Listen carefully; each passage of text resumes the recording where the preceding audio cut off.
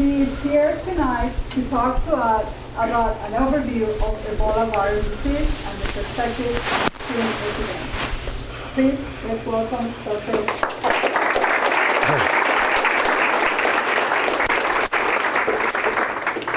Thank you very much, Ali. Can everybody hear me okay? I lost my voice completely a couple days ago, and thank you very much for the tea. I hope I can get through this, because it's always fun to talk about Ebola to a keen audience.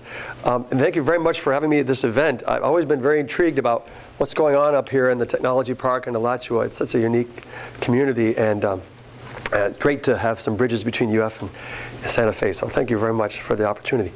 I have to say, it's all a little bit surreal. I was over there in West Africa, a part of the world people don't think about a whole lot.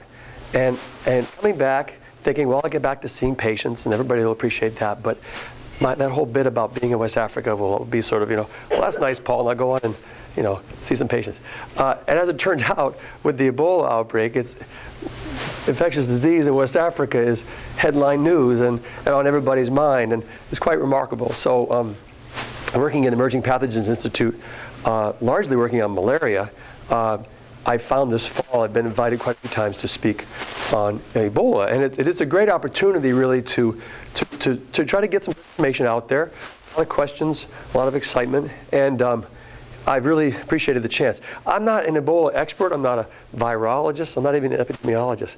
I'm just a medical officer who worked with U.S. government in various capacities, mostly clinical and public health, in a part of the world that is very dynamic, but as we'll see, has a lot of weaknesses. And so I think I can give some perspective on how we got here with this particular outbreak, and I think help us keep our focus where it properly belongs, which is on the outbreak at its source. We'll certainly touch on some issues that come up about Ebola in the U.S. and the threat or lack thereof that it poses here. But I will be keeping my focus on West Africa. So again, thank you very much. And if I lose my voice, I apologize in advance. Okay, so overview of Ebola virus disease and perspectives on the current epidemic. All right, this is a little bit of a prelude. I gave grand rounds at the hospital a couple weeks ago with this theme. We got this 2014 Ebola crisis. We've had 4 decades of experience with Ebola, and the biomedical features this time around are the same. But it's a key point that in 2014, it's really the geographic and social context that is different. It's far larger, more complex, and 11 months in, the situation is still deteriorating. Now, actually, 2 weeks ago, perhaps we've turned a corner a little bit in Liberia, so we'll be updating that as we go along. But we certainly are still seeing increasing number of cases, and at least a few weeks ago, we certainly were seeing a lot of fear still increasing. I think it's fair to say the virus is essentially steamrolling anybody with an attitude of, we got this. I'll give you some examples. African governments, although they were quickly overwhelmed, Liberia, Sierra Leone, Guinea, they really called for help too late, particularly in the case of Liberia. And we focus on Liberia, why? Well, partly because if you look at the geopolitics of West Africa, Sierra Leone is sort of considered in the world community Britain's headache, Britain's client, Britain's friend. Guinea, same thing for France, having been a former French colony, where Sierra Leone is one of the few former British colonies in West Africa.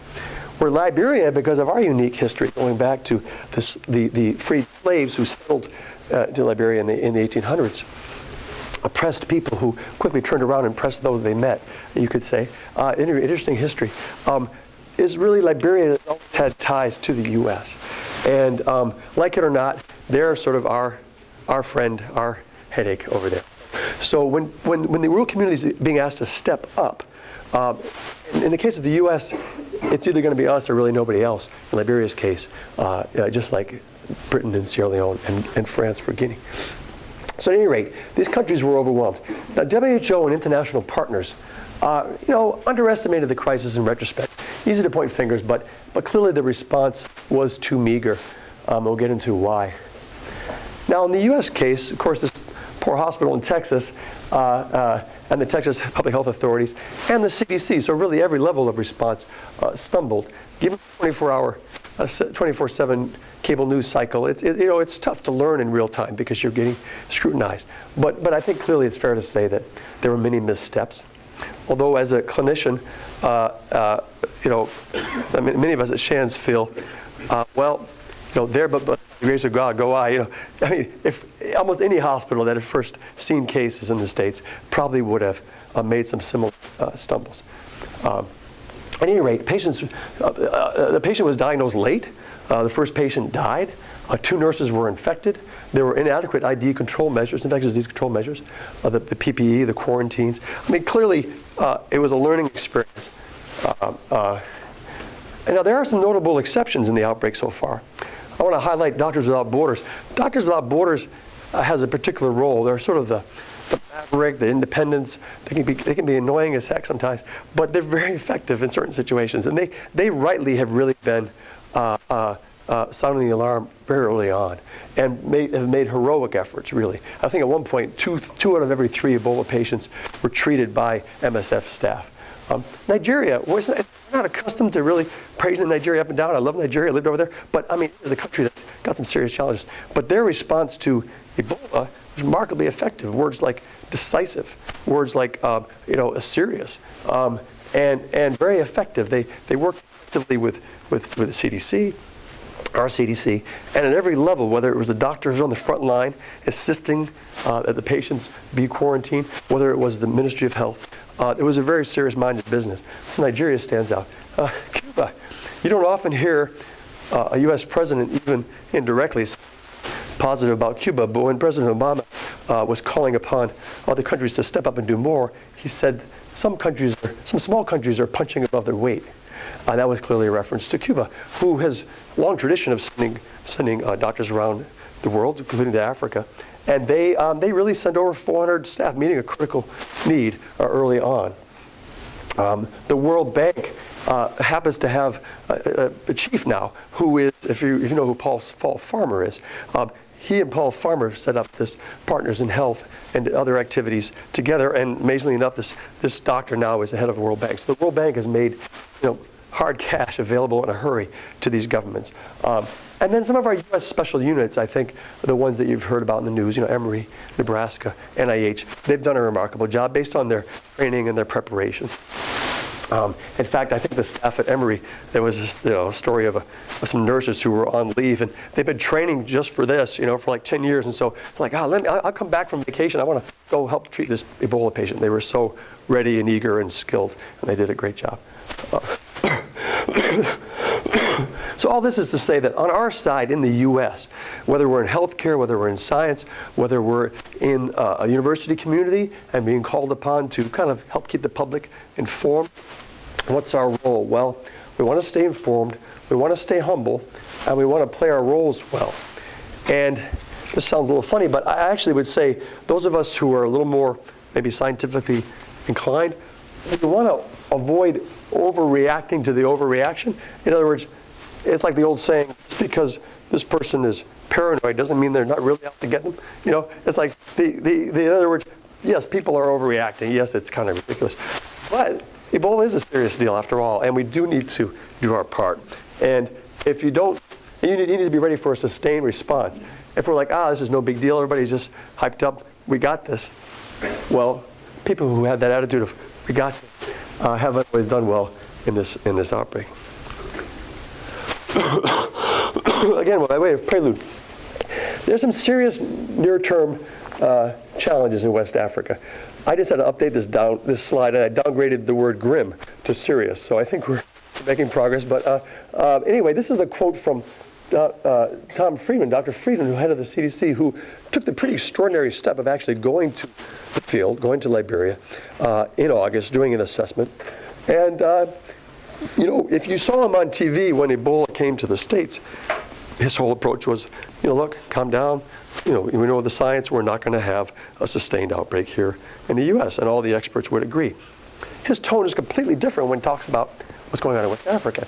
He used terms like, this is an absolute emergency. The situation is going to get worse before it gets better. The outbreak is ahead of our response. Liberia desperately needs to set up treatment centers across the country that can safely handle Ebola patients. He basically was saying in the strongest terms possible, this is a big deal. All right, now that was 12 weeks ago, so update.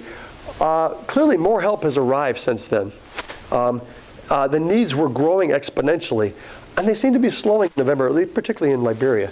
Problem was you could plan for your current needs, and let's say it took you 3 weeks through heroic efforts to meet those needs in terms of material, staff on the ground.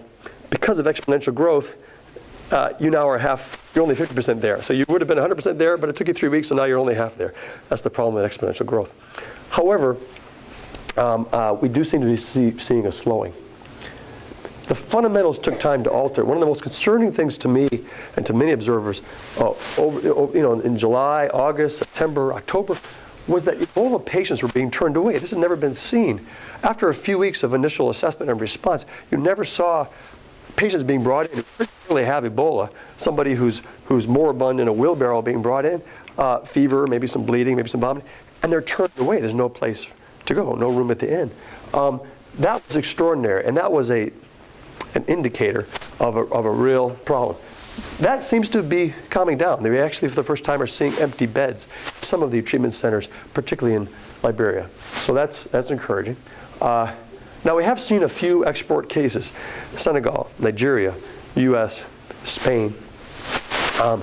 And additional imports are probably inevitable, given that you've got this big bonfire burning and sparks are flying. Mali's a new concern.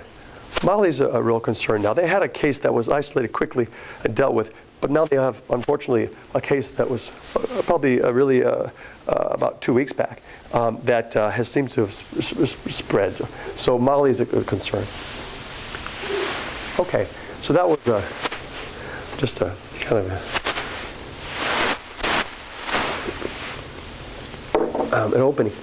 All right, so the rest of my talk, again, if my voice holds up, is 4 parts. Prelude, Gabon 2002, some experiences I had, some thoughts I want to share about an experience with the Gabon outbreak about 12 years ago. Touching on virology, epidemiology, and clinical features. Then we'll get into the principles and challenges of Ebola control, and then some closing thoughts.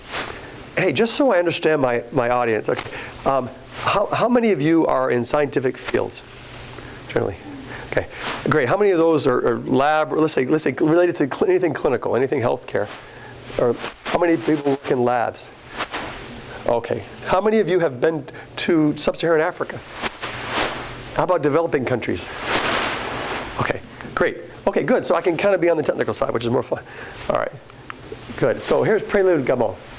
All right, this is an outbreak in 2001, 2002. It was declared in December of 2001 after deaths of hunters, healthcare workers in this part of the country. I was an area medical officer, meaning that I was posted by Peace Corps to help look after the health of Peace Corps volunteers. And we had volunteers in 7 countries that I was working in, and about 8 other countries in West and Central Africa. I was based in Abidjan, Ivory Coast, but I regularly visited Gabon and Cameroon in Central Africa. And it was kind of funny, as I left Gainesville back then, going to this job, I remember sitting around the doctor's lounge at Latcher General Hospital, which unfortunately has been torn down since then. And people were like, watch out for Ebola over there. I'm like, we're not going to see Ebola. It's going to be, mental health issues, orthopedics, maybe some malaria, traffic accidents, this sort of thing, with the Peace Corps volunteers. And guess what I ended up worrying about quite a bit the first few months out there was an Ebola outbreak. So a little ironic. Now, if you know Africa, this is the map of Africa, and this is Gabon. Gabon is, most of the country, particularly this northeast area, is just this fantastic, right out of Disney kind of lush rainforest. The rivers are silky, and people are living in an isolated terrain. And they have pygmies, little pygmies, okay? Maybe, in other words, the first Ebola victims in an outbreak, and there have been several in Gabon, were pygmies in the forest, and they'd run across dead or dying apes, typically. They were hunters, and they would get Ebola from the apes, possibly from antelopes, sometimes directly from bats. At any rate, they would just sort of die quietly out of sight in their camps, in their villages. But sooner or later, one of them would show up at a district hospital, and then you would start to see healthcare workers dying. Because Ebola is unique in that respect. You come in with malaria, a healthcare worker's not going to get malaria from you. I mean, mosquitoes got to bite that person and go off, live for a week, and come back and bite you. So you don't get malaria from a patient. You don't get very many diseases really directly from a patient, at least not in the aggressive manner. So what you start to see is clusters of nurses just up and dying in the setting of patients who are very ill. And this would then come to the attention, as you can imagine, to the Ministry of Health. That's typically how Ebola presents itself. And it did, by the way, this time around in 2014 also. But there had been previous outbreaks in Gabon. And this is from a French research center. Remember I mentioned the French are kind of the patrons or the partners of the former French colonies. Well, there's actually a very nice research center in a town called Franceville. And they've really been on Ebola. In fact, a lot of the literature on Ebola, scientific literature, is French or Belgian, including Doctors Without Borders. They've really kind of had Ebola for the past 4 decades. And this is a graph from Franceville showing a typical outbreak. This was the one in, I believe, 1992. There's another one in 1996. And, it's a couple of weeks. The cases peak, and then they start instituting some measures, and there's a couple little flare-ups, and then the thing dies down. So I'm coming in, and people who know Ebola is like, oh, don't worry about it. We've done this before. We know the drill. What's the drill? We're going to evacuate our Peace Corps volunteers from the area. We're going to join up with partners. We sat on the National Task Force. It was very interesting to be sitting with the Ministry of Health and Defense, Red Cross, and the French, and WHO, and kind of coordinating the response. And we're going to share information, and we're going to anticipate a quick return. So in other words, these Peace Corps volunteers be taken out of there. They're working in clinics. They're working as teachers. We can get them out of there and let the coast clear, and let these specialized teams come in and do their thing. Well, this, kind of like in the US, there was an election going on. All right, so the whole thing got politicized that year. All right, and the local leaders saw the quarantines, the usual measures, we're going to restrict movement in and out of this part of Gabon. They saw this as a ploy to disenfranchise their area. Now, do governments and politicians cynically use public health events to their benefit? Absolutely. So I mean, it's not a completely far-fetched idea, but unfortunately, what it meant was that the local leadership wasn't on board. So we had the mayor of Makuku, the local town, here it is. He was on the radio saying, well, Ebola is caused by vampires. We all know that. Outsiders are unwelcome. And so community fears, which are natural, were inflamed rather than dampened down.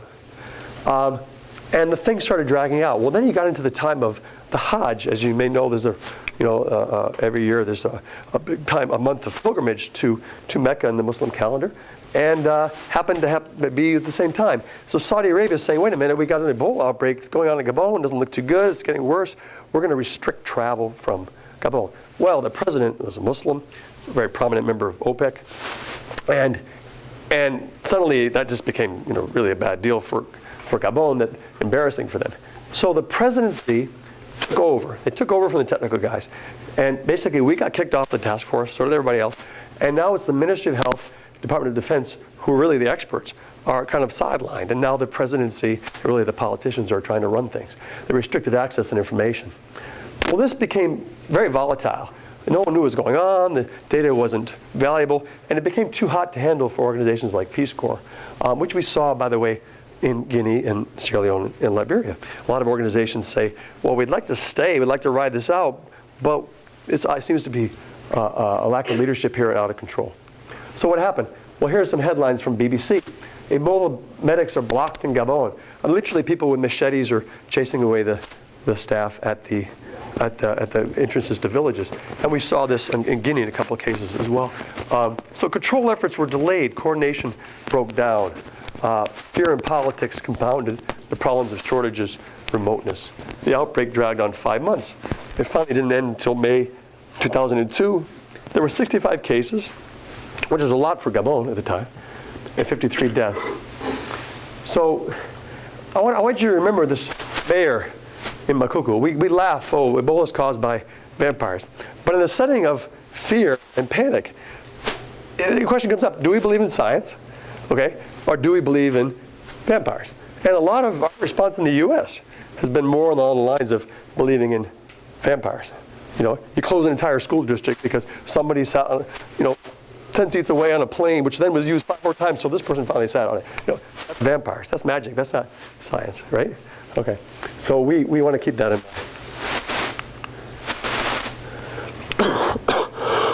Okay, virology and clinical features.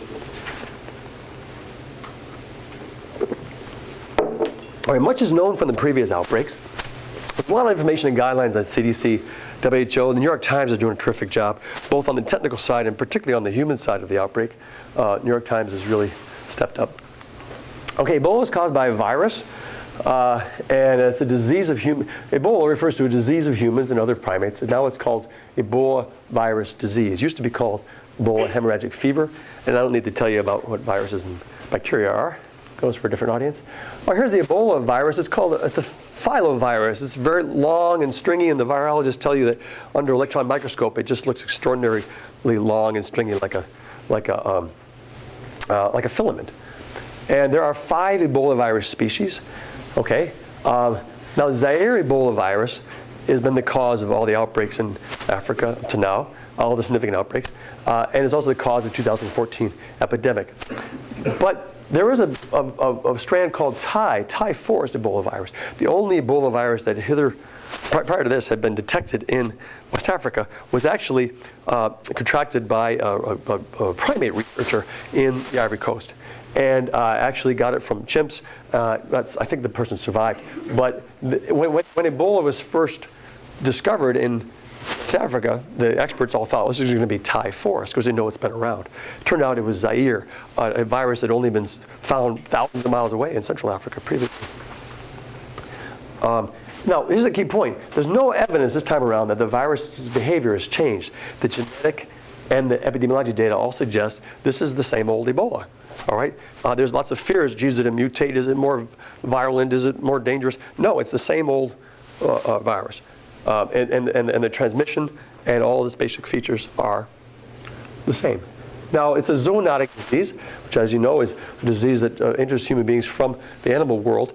And basically, here's a little nice schematic. You have, we think, the fruit bats. A certain family of fruit bats is the primary reservoir. Now, the virus is in equilibrium with the bat. Any decent parasite doesn't kill off its host too fast. I mean, that's not a good parasite. The parasite wants to live there, and let their host live. And people ask, well, why is this thing so dangerous in human beings? It's because we're an accidental host. This virus has not evolved to be well adapted to human beings.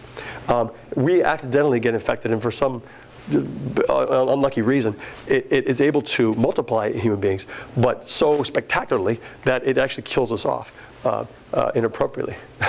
So you could say. So anyway, there's the bat, and the bat again passes the virus to other animals, to mammals, or potentially directly to human beings. Whether they do this from fruit that's been contaminated by the bat, which is then eaten by an animal, or whether it's human beings eating the bat. I mean, there's a lot of impoverished rural communities. There's a lot of bushmeat. Bushmeat's I've had bushmeat in Gabon pre-Ebola, and it's nice. It's tasty. It's part of the culture there, although environmentally can be questionable. At any rate, the virus passes to human beings, and then you get secondary infection between human beings. Now, this is what happened in Guinea. 2014 index case, as you may know, in December 2013, there was a 2-year-old child from a family of hunters in the forest region of Guinea. They've done some very nice analysis, I think it was published in the New England Journal, and they've really showed this with the index case. Now, transmission, human-to-human transmission. Again, we know a lot about Ebola, and nothing in the current epidemic, including the events in the U.S., gives us any reason to not believe this. There's been Ebola, there really has no or minimal shedding if a person is asymptomatic, okay, no symptoms. However, it's very high amount of shedding if the person is very sick, probably in the last few days of their life, a lot of body fluids being produced, or if they're dead. Corpses are extraordinarily infectious. Now, Ebola is transmitted in body fluids. Most infectious are blood, vomit, feces, okay? Now, the virus can be detected in milk, urine, and semen. However, there's been no documented spread. So a patient will be released from the hospital having survived from Ebola, and they'll be, a couple will be advised to use condoms or something for the next 3 months, but there's actually been no documented spread. There's possible risk from saliva and tears, but again, fairly dubious. Intact virus has never been found in sweat, and it's not airborne. It's never observed during extensive studies. It's not airborne, like the flu or measles. The basic reproductive rate is about 1.5 to 2. Now that's key. I don't know if you guys remember the movie Contagion. Poor Kate Winslet, survived the sinking of the Titanic, but she couldn't survive the outbreak. Well, anyway, she was up there on the board doing the basic reproductive rate, remember? And it's all about one infection needs to basically get a chain reaction going. If you get 100 cases, they need to lead to at least another 100 cases. If they lead to 70 cases, the thing's going to die out. If they lead to 150 or 200, the epidemic will grow. Well, Ebola is around 1.5 to 2, which is, concerning, but not like measles, which is, say, 15. The incubation period is about 6 to 8 days, range of about 2 to 21 days. Now, this is key. Caregivers are at high risk, which follows from how it's transmitted, right? Family, healthcare workers, Good Samaritans. The guy staggers off the plane in Lagos, and his colleague and the taxi driver kind of help him as he's vomiting and sick and getting into the taxi. Well, they get but casual contact, you happen to be in the same market or on the same airplane as somebody. It's just not how Ebola spreads. 75% of Ebola cases are women. This doesn't get much attention in the media. I'm not sure why. But again, that follows from who gets it. I mean, caretakers, mothers, sisters in an African setting, it's going to be the women who are going to do the most intimate job of caring for people. Not only Africa, much of the world. Casual contacts are a minimal risk. Again, not spread via air, food, or water. Symptoms of Ebola virus disease. One thing I learned about working in West Africa, the public health announcements were very frank. You would not believe the public service announcements on STDs that I used to see in Cameroon. I mean, they just wouldn't fly here. But anyway, here's a nice the poster from the Ministry of Health in Sierra Leone detailing for us, vomiting and diarrhea and fever and bleeding and skin rash and joint pain. Now, importantly, bleeding is kind of a classic sign of Ebola. But it's actually not that common, especially not early on. When people first walk in, they kind of have that kind of flu-like syndrome. They ache all over, they have fever. They a lot of times have GI symptoms, in other words, diarrhea, vomiting. Now, a lot of things look like that in tropical Africa. Diarrhea looks like that, infectious diarrhea. Malaria, certainly. Typhoid, many things. Often it's not until the more advanced stages that you can say, aha, this person has something special like conjunctivitis or bleeding from their mouth. So the key thing is to piece together, where was this person? What are their exposures? And could they possibly have Ebola? Often healthcare workers will pick it up, they'll say, I start an IV or I give a shot and the site is bleeding. Miscarriage, unexplained miscarriage is a tip-off. Okay, laboratory findings, those of you who are lab folks, a low white blood cell count, leukopenia, often with lymphopenia, in other words, particularly the lymphocyte line is reduced. Followed later by elevated neutrophils, a left shift. Okay, platelets are often decreased. Platelet counts can drop. The liver enzymes, liver can be inflamed. Protein in the urine. In advanced cases, you get what's called a disseminated intravascular coagulopathy, where you get basically bleeding disorders. Treatment. I think you've all probably seen this. This is the iconic Doctors Without Borders yellow suit. You got to treat people in isolation, almost a hazmat type of personal protective equipment, PPE, and providing supportive measures is key. In other words, letting the person live long enough so that their own immune system can clear the thing. Hydration, nutrition, reducing the fevers, and if you have the lab capabilities, keeping up with their electrolytes, potassium, sodium, etc., which is often not possible in a African setting or let's say an emergency setting. You're going to rule out and treat other infections. You can't forget about malaria, bacteria. Pain and bleeding control It's a very painful disease, very anxiety-provoking. Now, there's no vaccine or specific therapy. There are well-publicized cases of various treatments being tried. Now, with a small sample size, we don't know. Were these people going to get better anyway? Were the various people, various patients who got better in Emory and Nebraska and NIH, were they going to get better anyway because they had really good ICU care? Or was the experimental drug that was used, a serum from another patient, that do the trick? Or was it some combination? We don't know. In fact, this epidemic is a great opportunity for learning. One of the benefits of actually having some of these patients in a research hospital setting in the U.S. is that we can learn. But still, it's not known, okay? It's not known whether these are helping or possibly even hurting.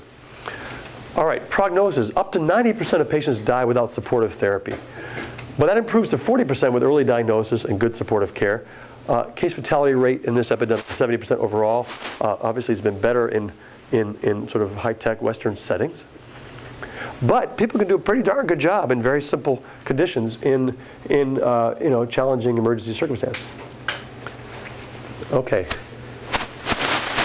I've been talking for a while. Maybe I should take a break for questions and then I'll do the next part? That would be good. Okay. How about just one or two questions before we go on?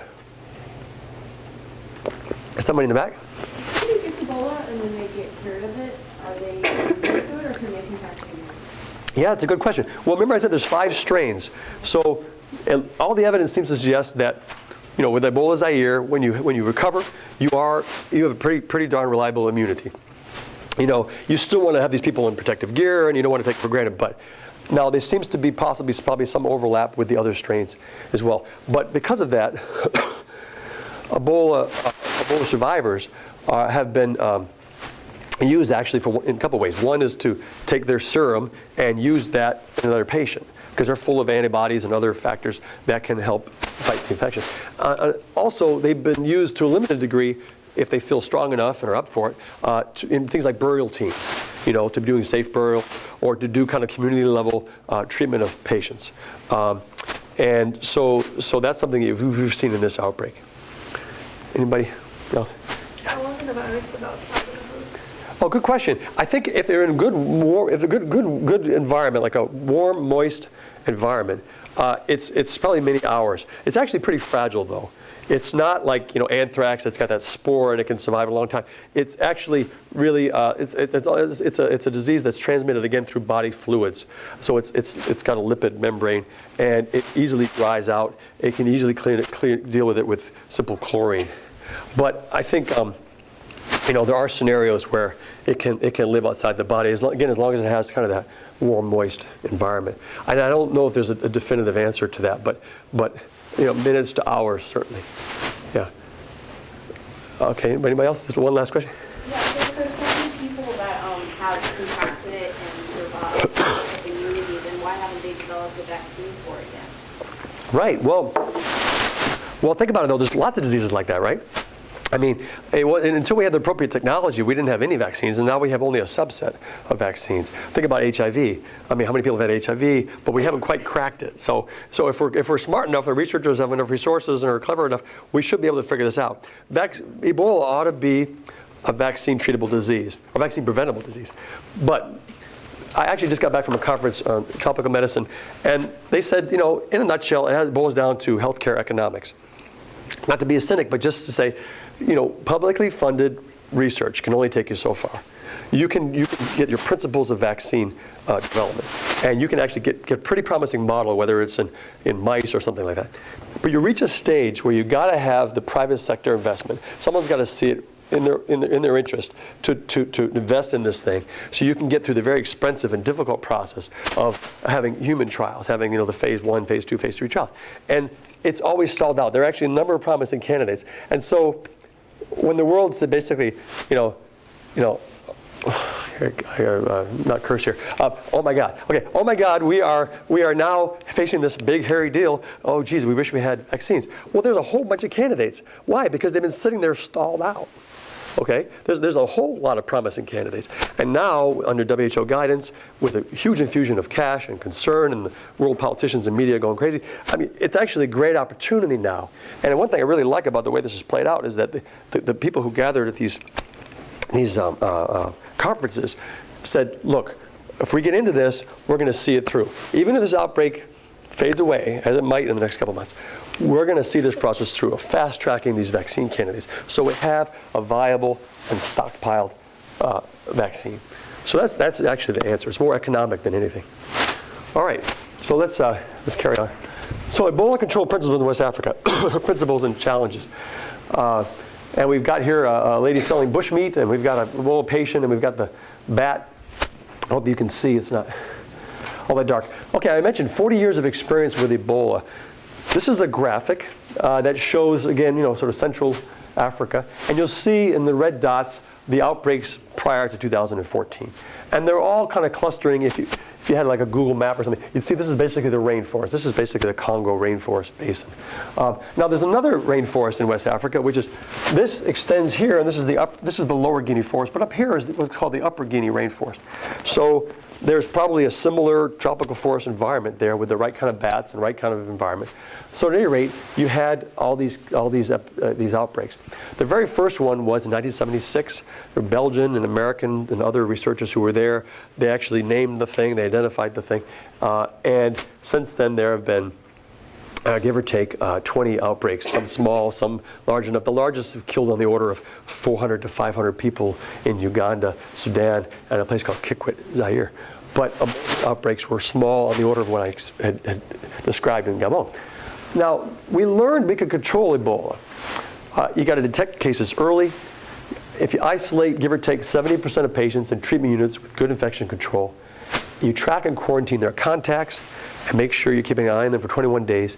You ensure safe funerals and burials, which is key. And you educate and mobilize communities and build trust, which is key but very difficult. That would be adequate. Now, the current epidemic is the largest by far. I keep having to update these numbers. But as of last week, we had 14,400 reported cases, about 5,000 plus deaths. Now, using a factor of about 2 to 2.5, estimating for unreported cases, about 28,000 estimated cases. Now, there's no conspiracy there. It's just that in the conditions of poor communication, of suspicion, of lack of beds, you have a lot of cases that are just sort of dying quietly at home. So that's probably on the order of what the true cases might be. Cases were doubling every 3 weeks or so. Again, that seems to be possibly reducing in Liberia. Okay, and again, we know how to control Ebola. It's a highly labor-intensive process. Here's Doctors Without Borders. They really had the drill down. Okay, they know how to set up these units quickly. This is a quote from one of my CDC colleagues in the field. Doctors Without Borders can set up a functional isolation ward in days and do good work in the field. Over 2,300 staff have been deployed for this outbreak so far, most of them local, and then a good cadre of about, I don't know, on the order of 600 international staff who have been brought in. Many of them had experience and some of them have been trained. Here's the key part, community mobilization in 2014. This is kind of the fun stuff. This is something that actually people excel at in West Africa, getting out there with the music and the drama and the house-to-house efforts. I've observed this in Ghana and other places, really extraordinary what they can do. You get some very talented folks. This woman is described as the best supervisor and health educator we had in Gekadu, which is the kind of ground zero. She's excellent. She speaks local language, understands the health science, knows the communities. All right. So the principles of Ebola control are clear, but implementing can be enormously challenging. Here's a picture. I don't know if you can see that. I wonder if we could turn down the light a little bit. Not to put everybody to sleep, but just so you can kind of see some of the detail. Okay, great. All right. Is that all right? Better? Okay. Here's a picture from this kind of famous incident where the government had just imposed a quarantine, or just about to impose a quarantine on this area called West Point, a slum in Liberia, an area that happened to be known for opposition to the government, by the way. They then the government, without really announcing anything, had set up isolation wards. People didn't know what was going on. They hardly believed in Ebola at the time. They suspected the government might be making it all up to make money, which has happened in many scenarios, actually. Refugee crises and other things will be exaggerated in order to get some cash and get your fingers in those pots. Not to be cynical, but that's just how it works a lot of times. So anyway, people were very suspicious, and here was this center, and people were being kept in there. All these rumors were flying. So you've got you've got local residents at one point storming the isolation center and carrying out this very sick girl. It's obviously kind of an extreme case, but it shows you how hard it can be to implement the principles of Ebola, as clear as they may be. Okay, this is a graphic I think explains a lot. You can do this for most diseases, but I'll just talk you through this. Basically, what you have is time here on the x-axis. Y-axis, you got a number of cases. In the purple, we see Ebola doing its own thing in the bat population, rising and falling according to whatever seasonal or other parameters are important. And then at one point, the virus passes to apes. And at least in Central Africa, you'd often see a real collapse in the local ape population. There are parts of Congo where the gorillas are almost becoming extinct because of Ebola. At any rate, it then passes to the human population here and rises and does its own thing until eventually it'll fall. And if you can come in with rapid response, if you've got preparedness, if you're alert, you can pick up early detection, okay? You can then respond rapidly. You can turn that curve quickly. This is what we saw in a lot of the later epidemics, later outbreaks in Central Africa. So that this yellow area then, what? That's the cases that can be prevented through control activities. So someone says cynically, oh, we're going to let the thing run its course. That's a lot of death. That's a lot of human suffering. If you can come in and have rapid response, you've limited your deaths by often an extraordinary margin. So we've been behind the curve. This is the curve of this is the epic curve of the outbreak so far, with the 3 countries, Guinea, Liberia, and Sierra Leone. And basically, the main gist is we're still on that upward slope, or we were until possibly a couple of weeks ago. Sierra Leone and Guinea's graphs still look pretty steep. Now, really, the epidemiologists will tell you that what we're dealing with at this point is very complex. It's really multiple mini epidemics at the district level. Guinea has seen frequent reintroductions. Just when they were getting it under control, they got reintroduced from the neighboring countries. All 3 countries, we're seeing transmission in crowded cities, which has never happened before. Now, here's a little bit of a word of caution about what may or may not be going on right now in Liberia. The government of Liberia just announced lifting of the state of emergency. Now, the state of emergency may have been more counterproductive than helpful, because you really hurt the economy, you limit movement, and also you stir up political resistance. However, it was being lifted now because of a sense of the outbreak possibly abating. There's a lot of concern that, look, we saw this before. This is the epic curve early on when you had these cases in Guinea, and they surged, and then there were some control measures put into place, and it dropped, and people started counting down the days to 21, and then it surged again and really took off. So we have to be cautious. Now, why is it so difficult this time? At the University of Florida, periodically, Emerging Pathogens Institute and others will be asked to brief Congress, brief Florida's congressional representative on something going on in the news, something that they have to be deciding on. And they like to get kind of that independent, homegrown view, instead of just listening to folks who are around Washington. So we were asked to speak with some of our senators and congressmen and their staff, mainly their staff. And one of the key questions was, well, what's going on? We've heard about Ebola before. Why are you asking us now to invest millions of dollars? What's so difficult this time? Very good question. So here's a couple of key points. The epicenter is the border of 3 fragile countries. Sierra Leone and Liberia, as you probably know, had warfare, terrible civil wars going on about 10 years each. To about 2003, there were dictatorships, there's extreme poverty. Guinea's had a particularly kind of venal dictatorship over the years. Editorial comment. And weak local systems, 1 to 2 doctors per 100,000 population. You've got West Africa's interconnected populations, unlike Central Africa. People really move. I mean, that goes way back. The trade networks are quite sophisticated, quite well developed, and people really move. And so, some of the health workers were frustrated. They said, geez, even the bodies move, even dead bodies move. When someone dies, they need to be returned to their community. They'll cross international borders to be brought back to be buried. Another thing, Ebola is new. Nowadays in Uganda or the Congo, when there's an Ebola outbreak, it's identified early, and interventions happen early. But Ebola never happened. It took a long time to kind of recognize that, wow, this is Ebola over here in Guinea. And so cases were detected late. Another thing is, again, as I mentioned, there's a lot of other febrile, nasty illnesses around. And even at the height of spread in September, Ebola cases in the affected countries were about causing about 85 deaths a day, which is bad enough.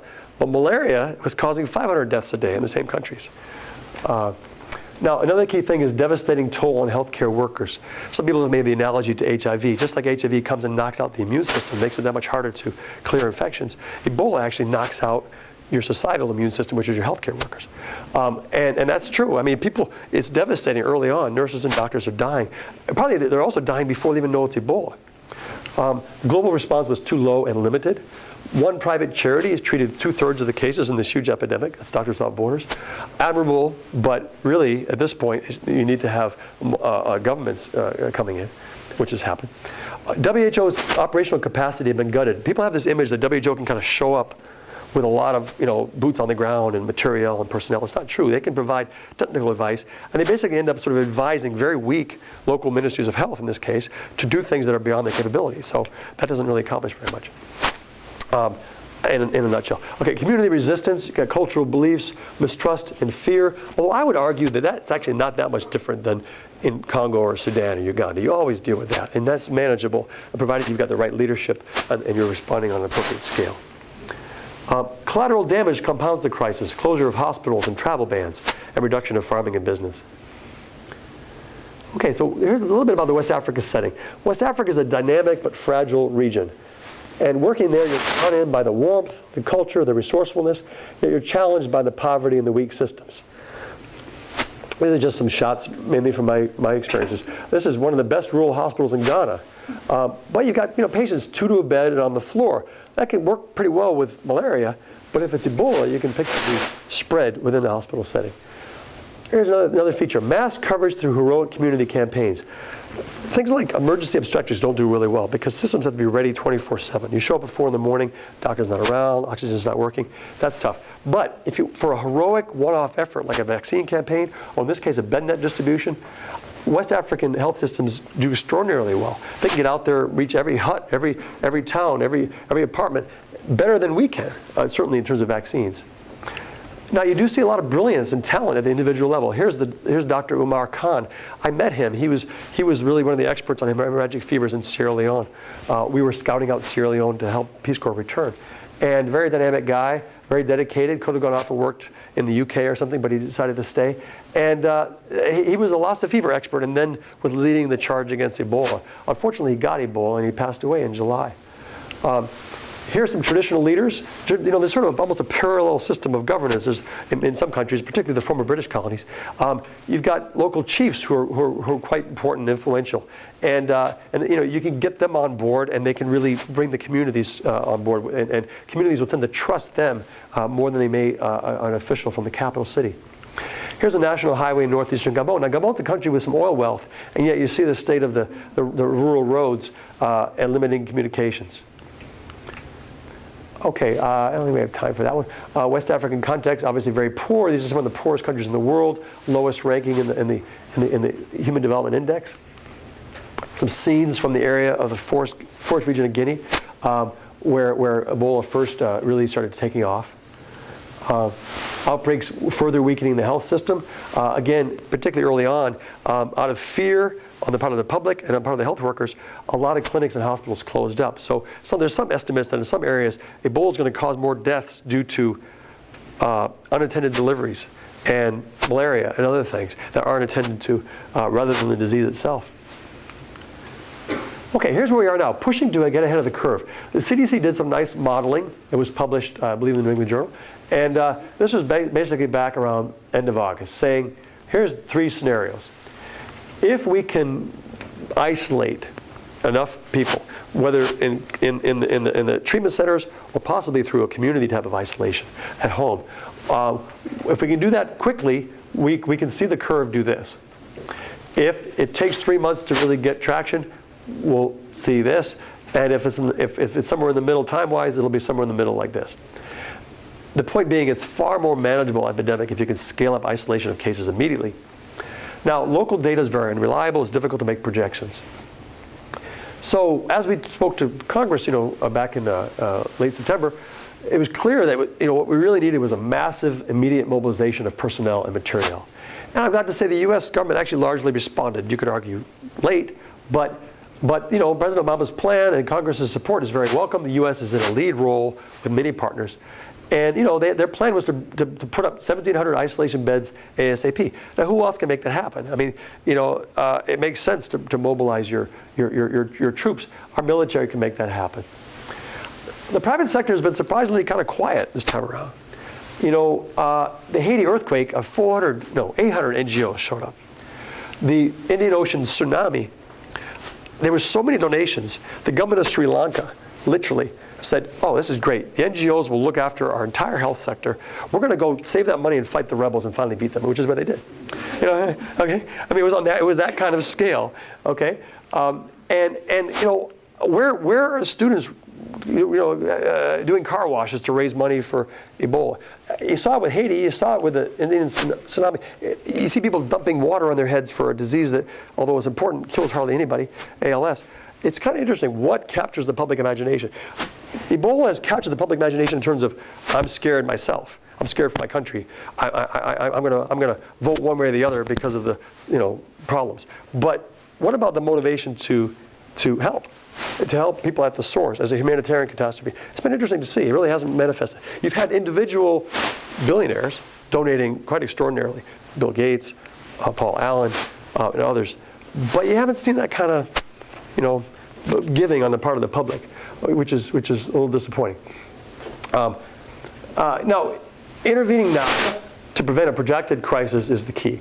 Humanitarian disaster affecting millions, potentially. Now, the original scenario was, if nothing happens, this will just keep on going. Now, a lot has happened, including a lot at the community level. People change their behaviors.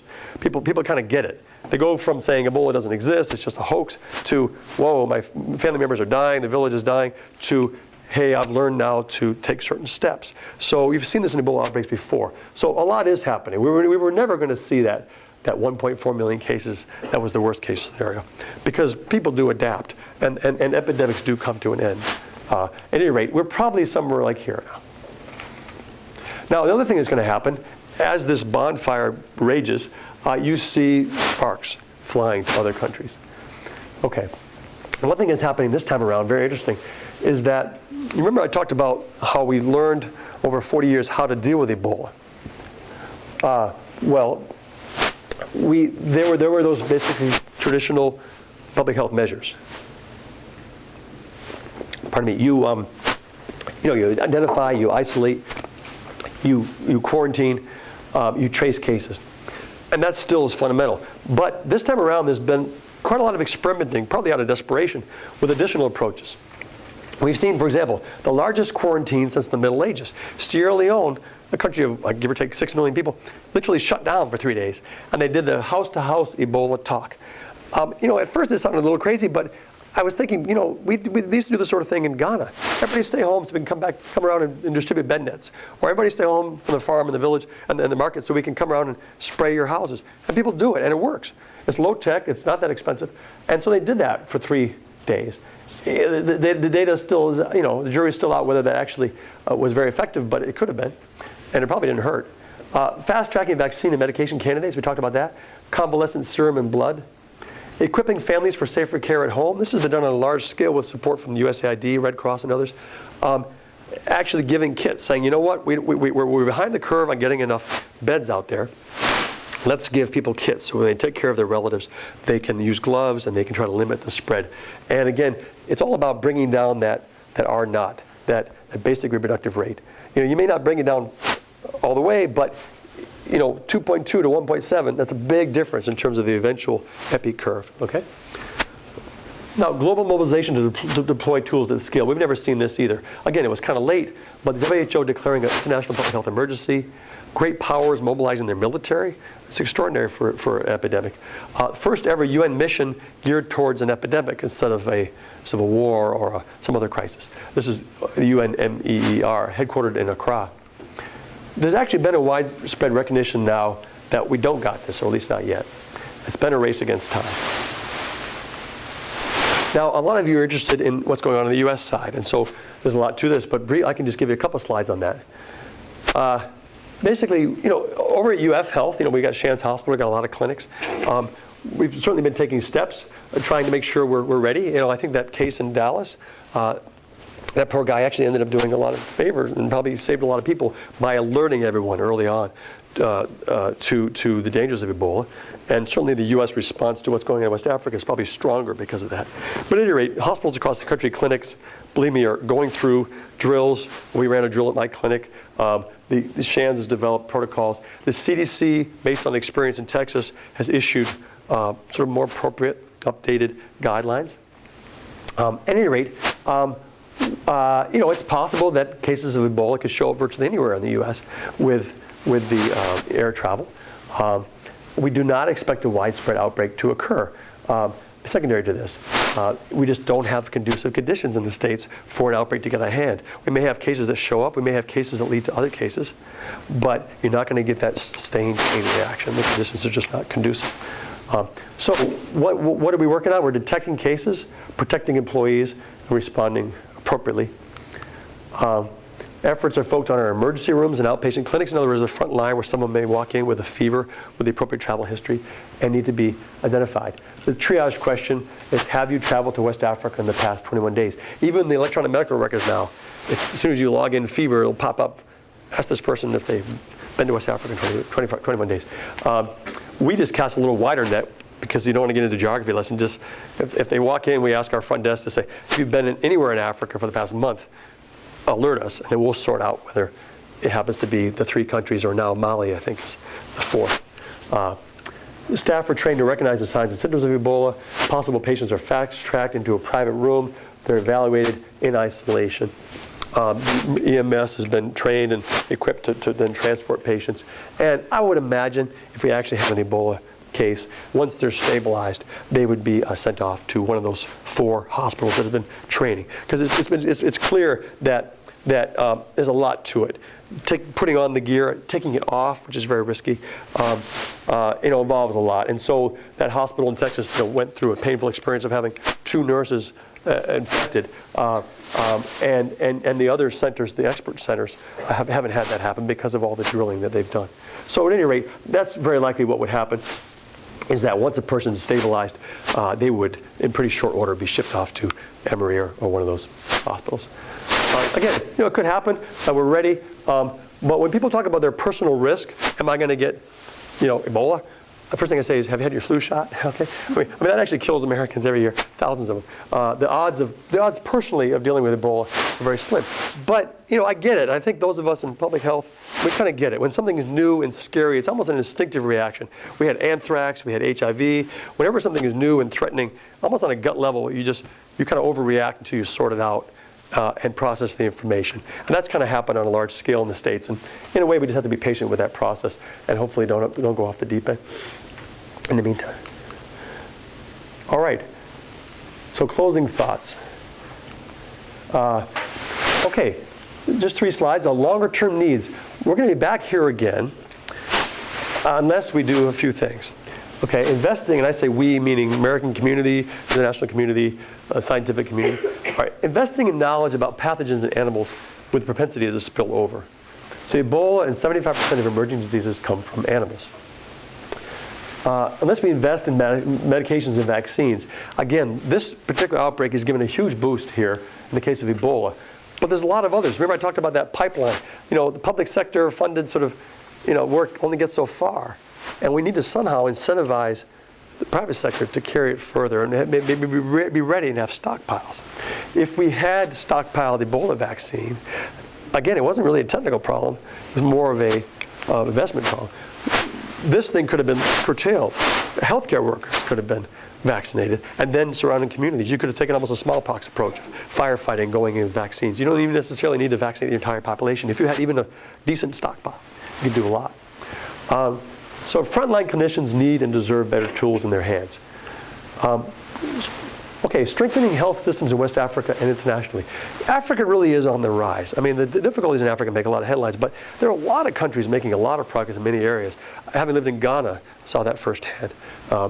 Botswana and so many countries. But there are countries that are particularly weak, and we've learned from Ebola, we've been reminded that, weakness in our neighbor is not only a problem for the neighbor, but it can be a problem for the world community.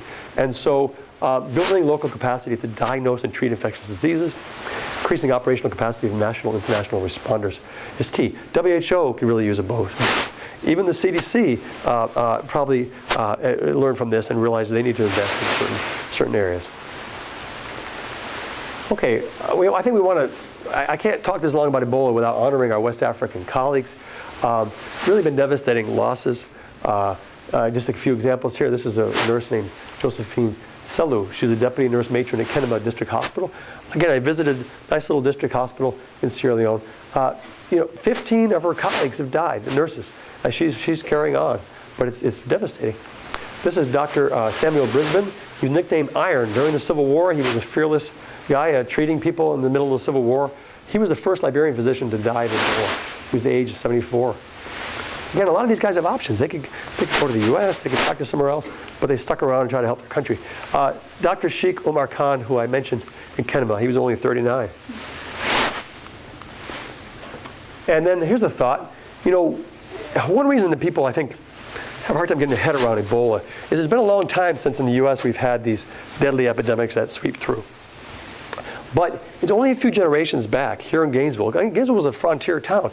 In the 1890s, we had yellow fever epidemics. Fears and rumors are rampant. Here's a great cartoon. Someone coming in from an affected area. Everybody's very agitated and interested in what's going on. Rumors are flying. A common response was actually to quarantine communities and let people die out of fear, out of lack of understanding of the disease. Now, we had this Gainesville physician you may never heard of, but if you go to Evergreen Cemetery over on the east side, you'll see his grave. This is Dr. Thomas McCaw. When I was a medical student, I researched the local medical history in primary care, and these guys were our forebears professionally. And this young guy went down to Cedar Key to respond to a yellow fever epidemic, which was devastating. And he actually contracted yellow fever, and he died. But he was, almost like one of these doctors in Sierra Leone, putting his life on the line in a mysterious, difficult disease for which there was no cure. Here's a traumatized family. Healthcare workers coming to the door. In this case, it's like a nun. And you've got this poor guy in the background having convulsions, and the traumatized wife and kids. Again, this could be right out of Liberia right now. So we need to remember, and it helps having that, a little bit of human sympathy that, we've been through this. Yes, we are a more advanced society, but it's not that long ago that we had these kind of devastating outbreaks as well. Here's a gravestone from Tampa, where we just year after year they had terrible epidemics back in those days. All right. Well, those thoughts. Well, thank you for your attention. And I don't know how much time we have left, but we'll be happy to do some discussion or questions and answers. And I'm sure people in the room will have a lot to comment as well, not just ask questions.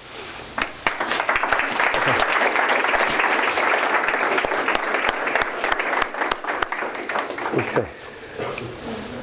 And thank you for the tea. My voice didn't quite fail, yeah. Okay. Yeah, we have time for some questions and answers. Okay. So this is a disease that's spread through body fluids like HIV or hepatitis, and why is it nurses get so sick so easily when they're treating somebody who's ill? And then kind of a somewhat related follow-up question.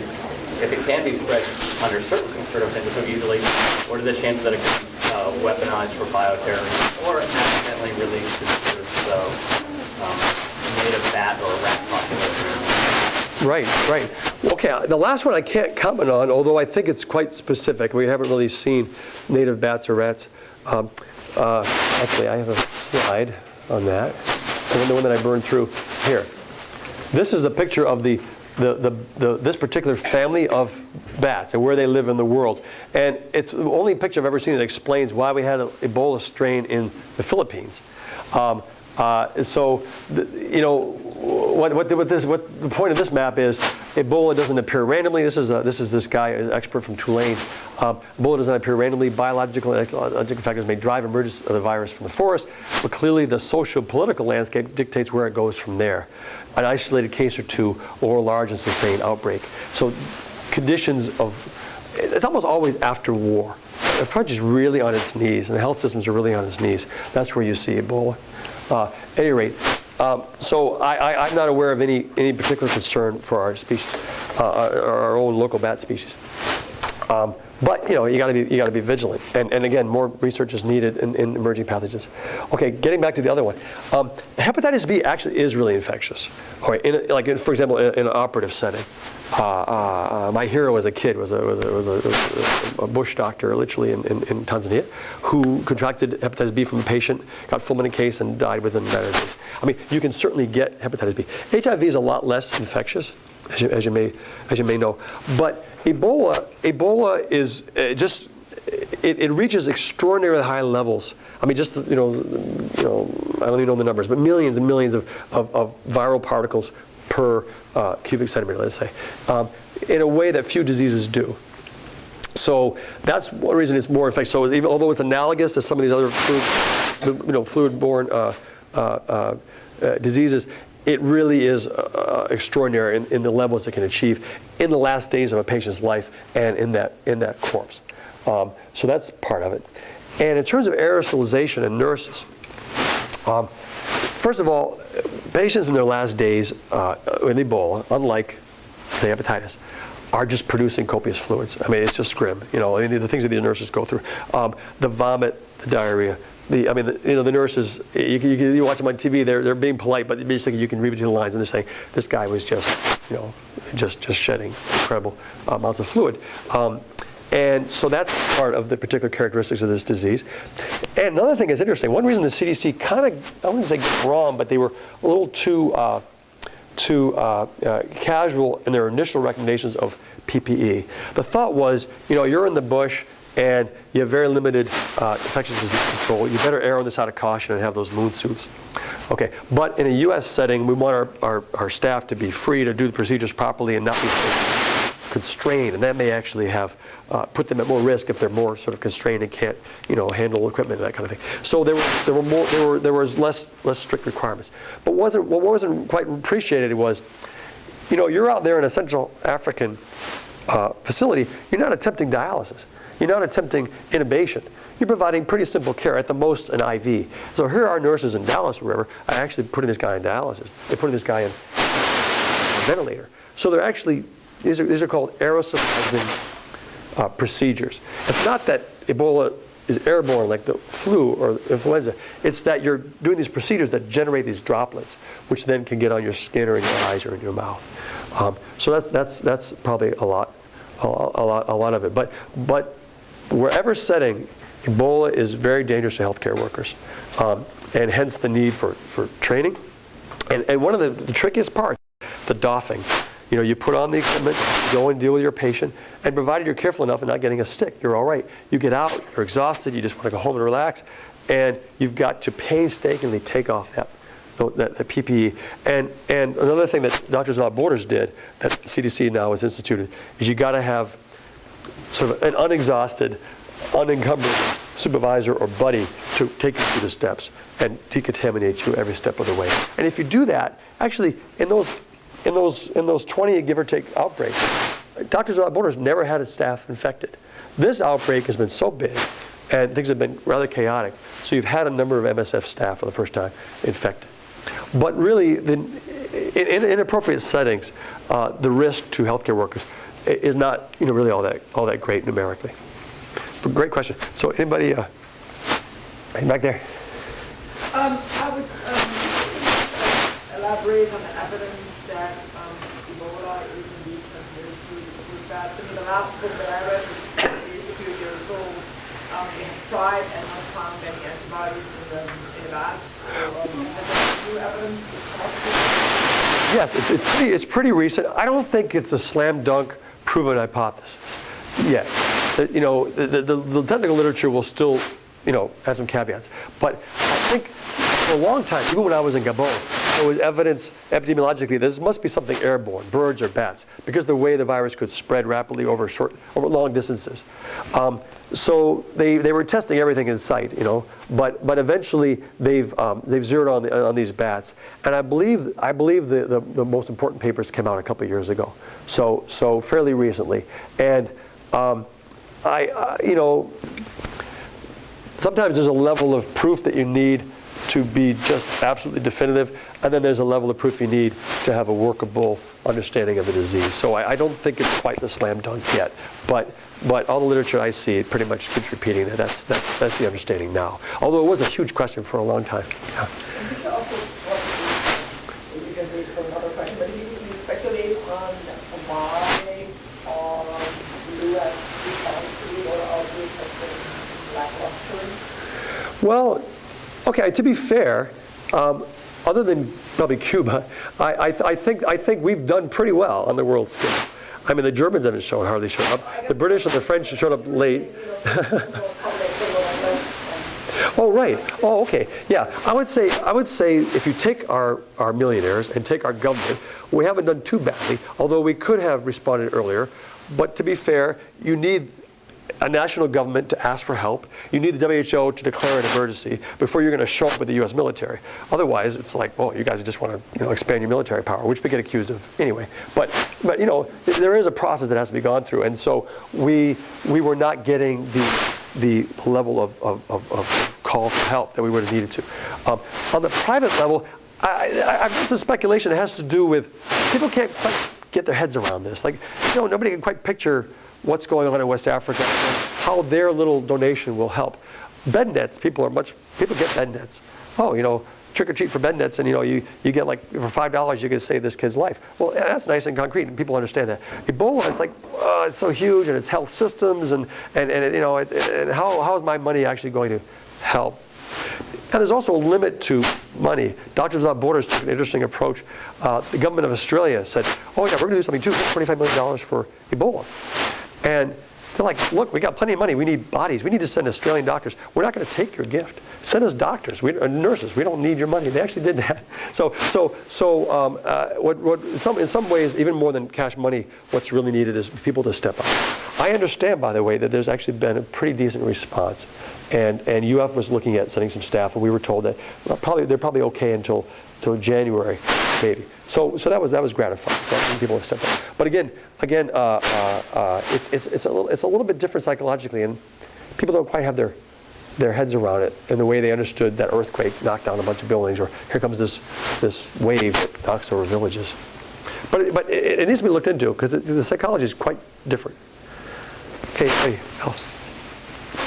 There are companies that are producing antibodies cocktails against Ebola virus. Right.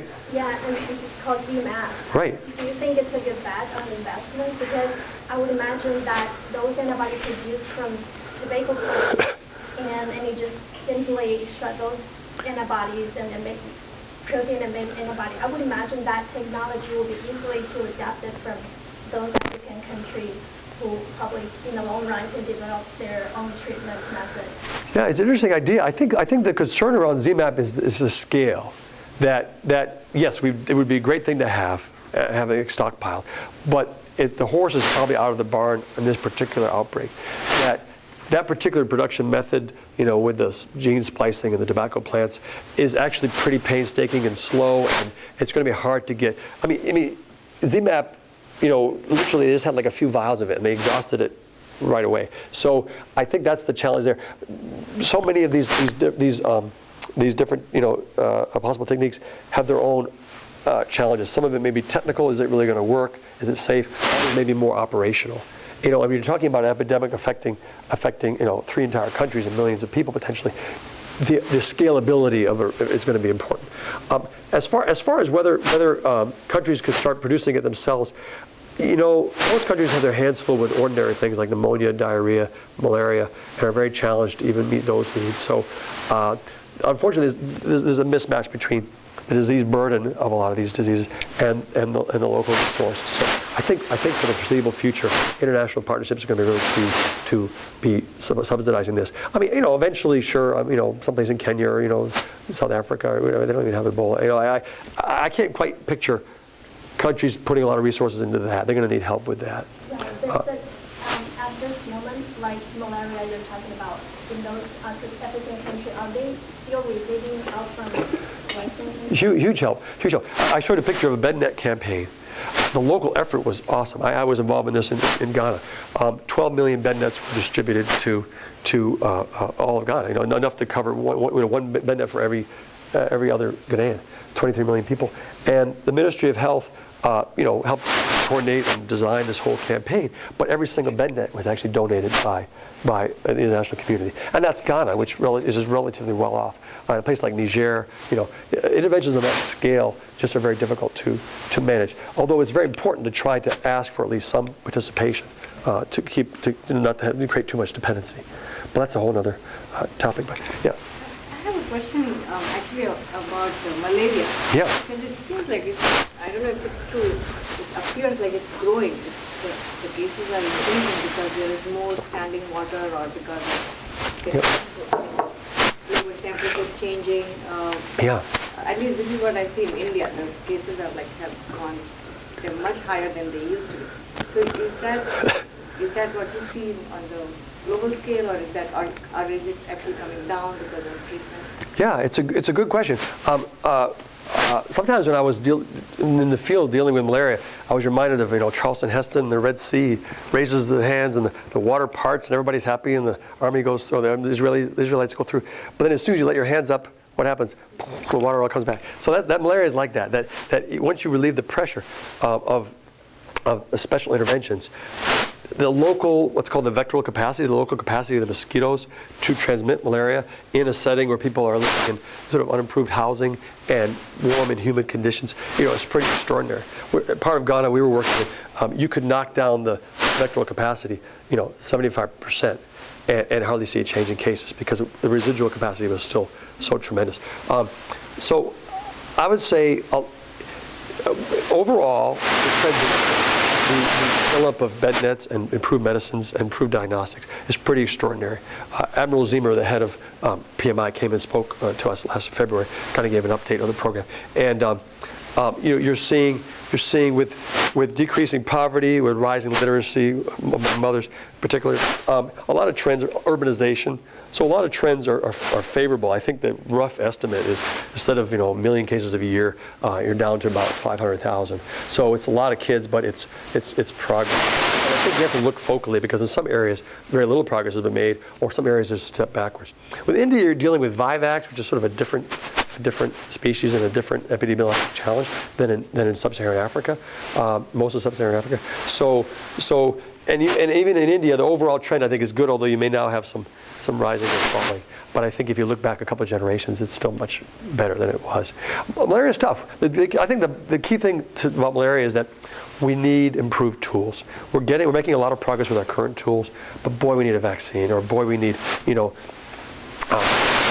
some sort of genetically modified mosquito or something that we can make progress with what we're doing, but it's like the football team going yard by yard, and we need someone to have the game-changing, long pass, to really bring us to another level.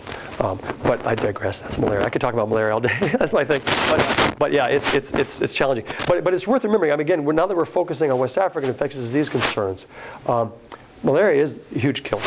Malaria is overdiagnosed, but nevertheless is a huge.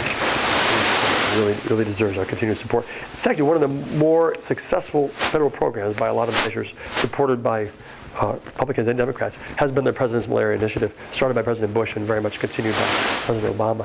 And it's won us a lot of friends and helped save a lot of lives, in partnership very much with the Europeans and with the African governments and private donors. But again, I digress from Ebola. So.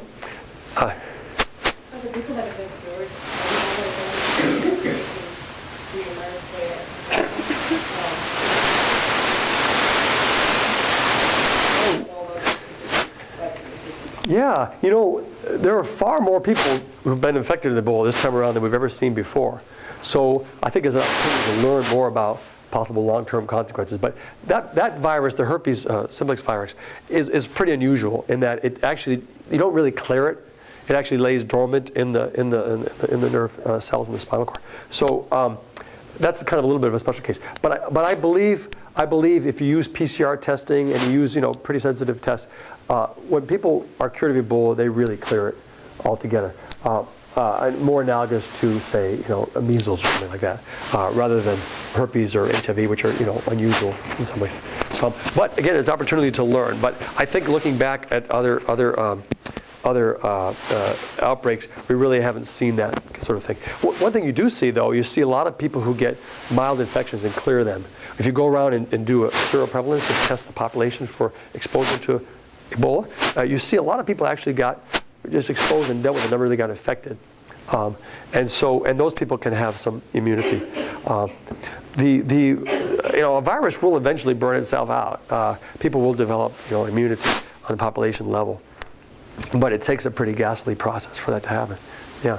So, anyway, yeah, over here. Yeah, I guess my question is sort of related to that. After this massive outbreak that happened, and it eventually, I think we're going to go back to a baseline level with the isolated cases, or Yeah. Good. I think the hope for a new world, all right, a slide here somewhere, is Uganda. Okay. Uganda, again, kind of on the tail end of that Congo rainforest coming over to Uganda. They had their initial outbreaks that were quite devastating. In fact, I think one of the largest ever prior to this was in Uganda. It was about 400, 500 deaths. But with support from the CDC and other partners, the Ugandan health system learned to look for Ebola. It was on everybody's mind, and you had a simple form, you had in-country capacity to test for Ebola. And so there's this nice graphic that I don't have here, but it shows that with successive outbreaks, you would have earlier and earlier detection, earlier lab confirmation, and a much reduced caseload.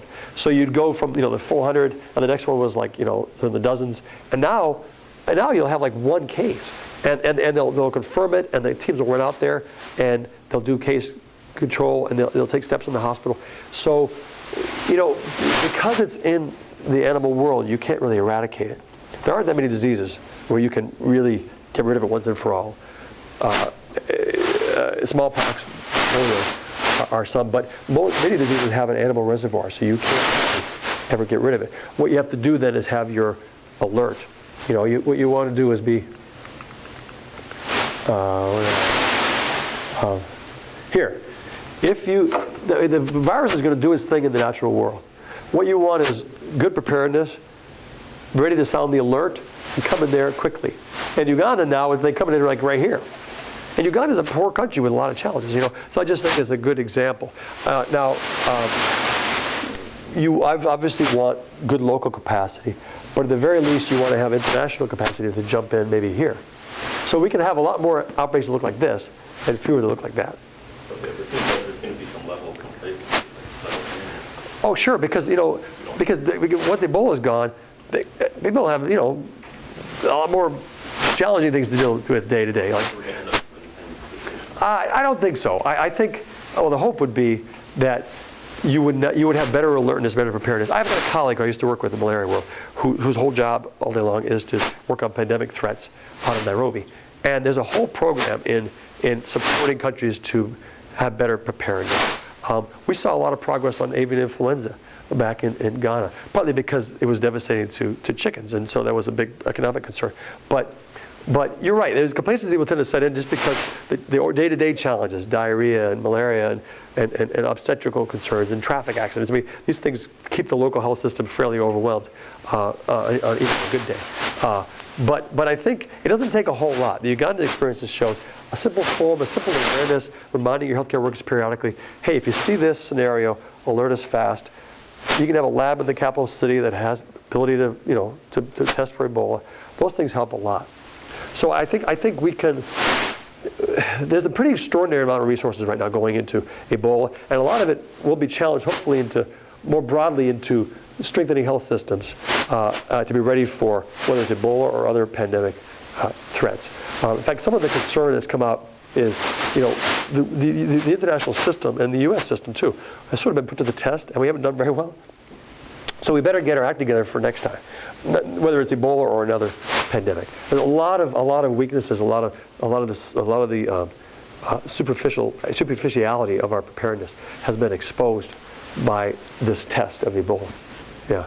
So we'll keep up the concern, because that's what we need to do, is invest more. All right.